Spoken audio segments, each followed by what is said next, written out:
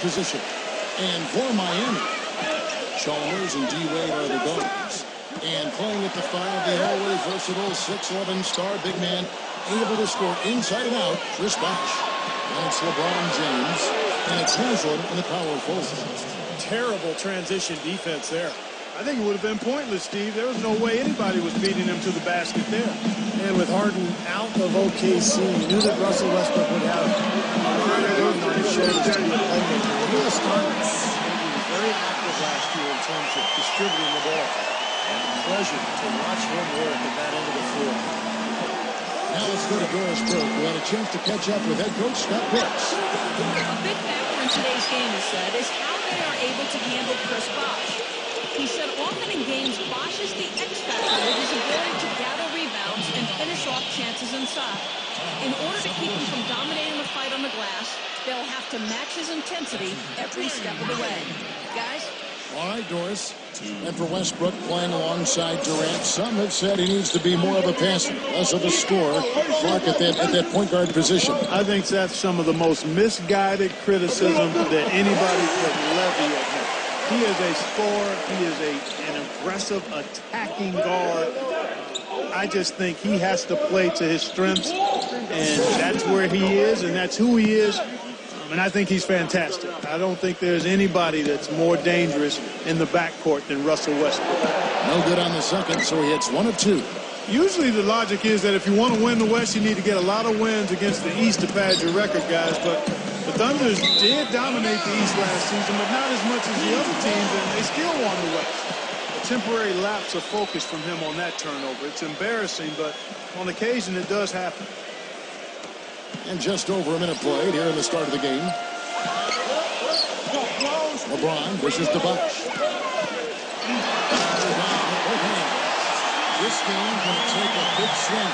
Clark, if the Duke continues to pour it like that and give up easy dunks. Yeah, that's the kind of defense we expect to see in a blowout, Kevin, or even an exhibition game, not a close game like this. How frustrated Steve is on that. No, I just, you know what, come on, I just like that he didn't choose to just lay it up. I mean, he threw it down with force. Well, getting back to the Thunder, as you said, Clark, they took the East to task once again. They were 21-9 against the conference. But, Steve, that was just tied for the third best in the West. You know, I think a big part of that is that after they made it to the finals for the first time, they played with a target on their back. And I thought every team in the league knew they had to bring their A game to try to kind of make a statement against the Thunder. Now here's Westbrook after LeBron James's miss. Clock at 6.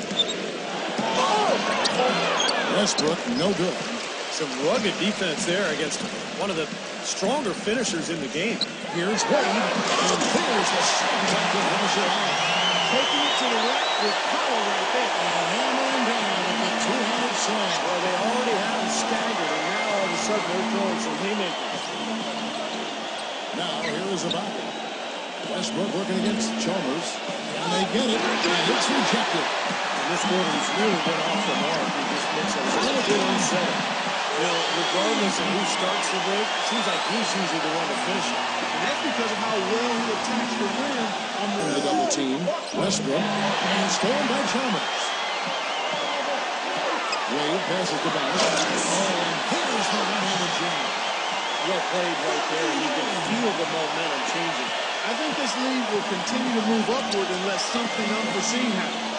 Now getting on to what we were saying about the Heat versus the West, they ended up 25-5, which is incredible, Steve, given how many tough teams that are in the Western Conference. It's amazing, Kevin. They had a better record against the West than they did against the East in terms of their winning percentage. So I think that speaks to just how motivated Miami was when they went out on the road to the West in particular to win. Well, they had a pretty good grasp of the game plan coming into this one. It's been very apparent. And anytime a team gets a double-digit lead in the first quarter, Steve, you could be headed for blowout city.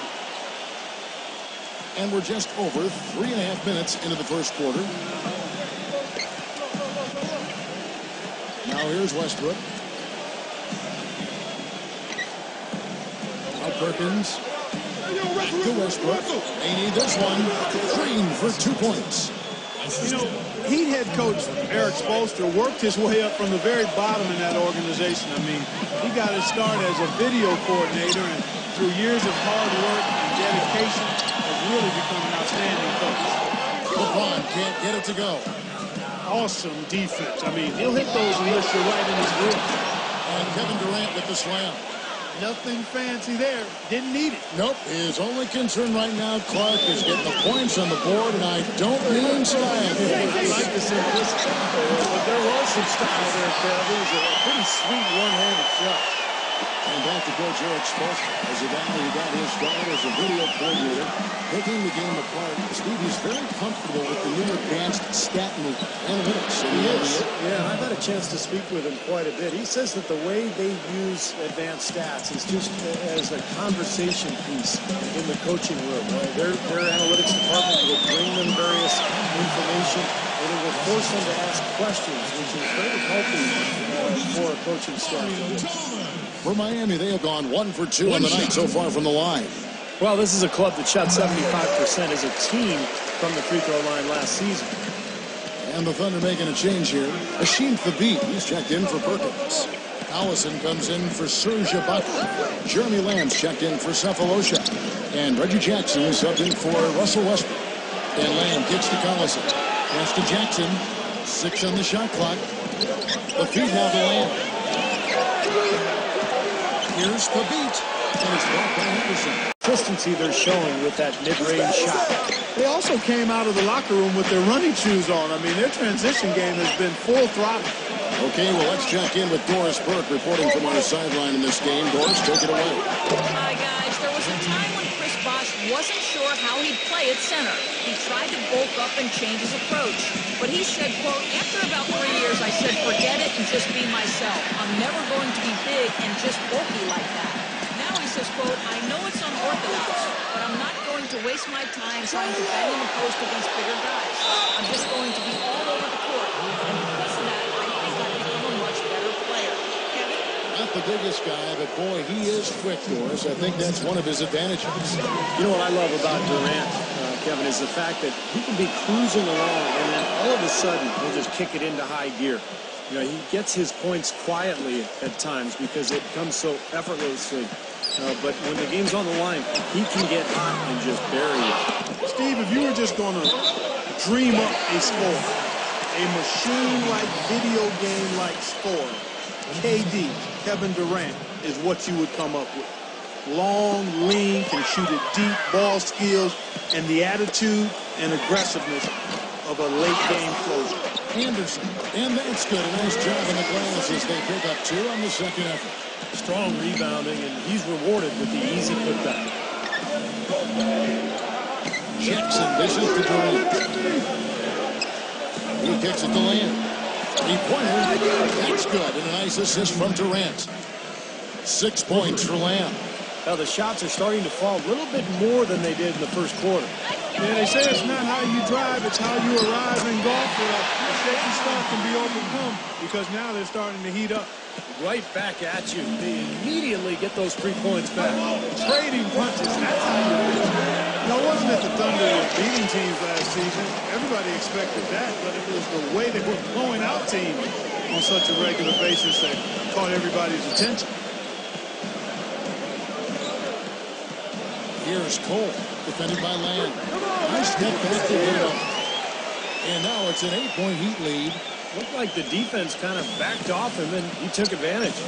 And for the Thunder, they were blowing out teams on a regular basis, as you said, Clark, and ended plus 9.2 as the scoring differential in their games. Steve, easily the highest mark in the NBA. Well, just think about that for a second, Kevin. I mean, that means your average game is almost a double-digit win. Not just wins, but I'm talking about all games by the Westbrook injury. Thunder trailing by 8. Fires the 3. No one. Well, he have gone 4 of 6 from the field here in the second. Patty outside. And Anderson slams it in. Well, he took that defender head on and threw down the two-handed college edge. Great power there, guy. You gotta love love his determination. The Heat have magnificent talent, but even coming off an NBA title, they had never put their name into the conversation of the great team until last spring when they went on that amazing 27-game winning streak. Serge Ibaka has checked in for Oklahoma City. Lamb, defended by Chalmers, back to Jackson. Oklahoma City moving it around. And Lamb gets to Durant. Now the pass to Ibaka. And he knocks it down. High and down hard with the one-hander. Got a little extra forceful with that one, didn't he? You know, I think he's hoping to kind of get his teammates going a little bit, fellas.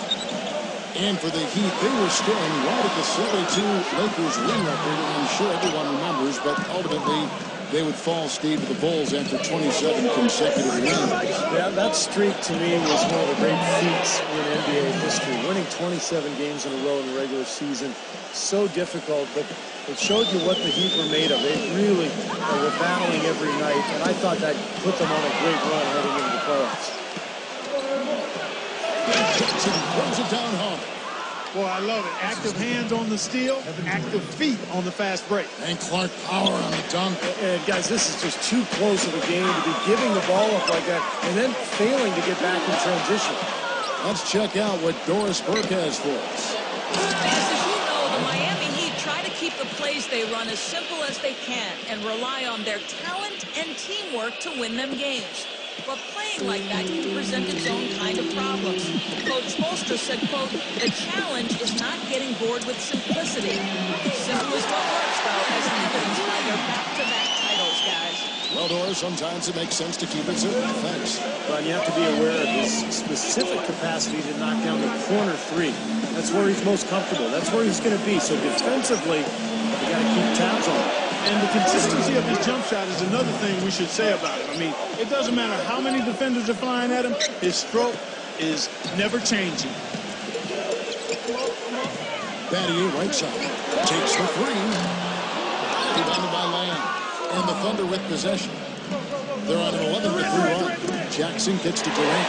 And stolen by Chalmers. Puts the lead pass in front of him. Great awareness by Mario Chalmers on that feed. 16 seconds left in the second quarter. Allen against Jackson.